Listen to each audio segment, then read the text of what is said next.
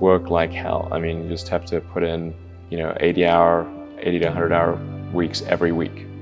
All those things improve the odds of success. If other people are putting in 40-hour work weeks and you're putting in 100-hour work weeks, then even if you're doing the same thing, you know that in 1 year you will achieve what they achieve. You will achieve in 4 months what it takes them a year to achieve. If something really makes sense, or if it's just what everybody else is doing. It's hard to think that way. You can't think that way about everything. It takes a lot of effort. But if you're trying to do something new, it's the best way to think. I think of these things as just there's a certain amount of time, and within that time you want the best net outcome. So for all the set of actions that you can do, there's going to be some of which will fail, some of which will succeed, and you want the net useful output of your set of actions to be the highest.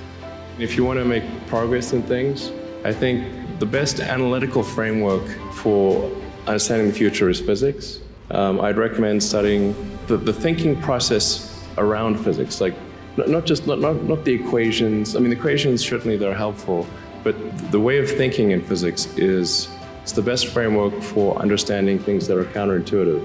And always taking the position that you are to some degree wrong, and your goal is to be less wrong over time.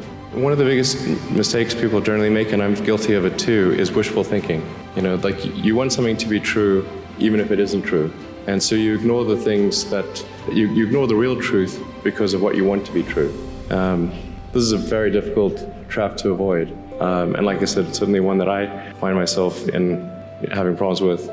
But if you just take that approach of you're always to some degree wrong and your goal is to be less wrong, and solicit critical feedback, particularly from friends. Like particularly friends, if somebody loves you, they want the best for you. They don't want to tell you the bad things. So you have to ask them, and say, really, I really do want to know. and then they'll tell you. You don't need college to learn stuff, okay? Everything is available basically for free. You can learn anything you want for free. It is not a question of learning.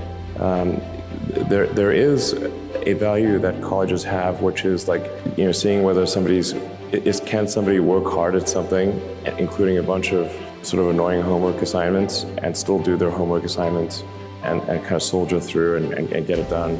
That's like the main value of college. And then also, if you probably want to hang around with a bunch of people your own age for a while, instead of going right into the workforce. So I think colleges are basically for fun and to prove you can do your chores, but they're not for learning. I think failure is bad. I don't think it's good. But if something's important enough, then you do it even though the risk of failure is high. And so I think my advice, if somebody wants to start a company, is they should bear in mind that the most likely outcome is that it's not going to work. And they should reconcile themselves to that strong possibility. And they should only do it if they feel that they are really compelled to do it. You need to work, depending upon how well you want to do, and particularly if you're starting a company, you need to work super hard. So what does super hard mean? Well, when my brother and I were starting our first company, instead of getting an apartment, we just rented a small office and we slept on the couch. And we showered at the YMCA, and we're so hot up we had just one computer. So the website was up during the day, and I was coding at night, 7 days a week, all the time. And I sort of briefly had a girlfriend in that period, and in order to be with me, she had to sleep in the office. So work hard, every waking hour. That's the thing I would say, particularly if you're starting a company.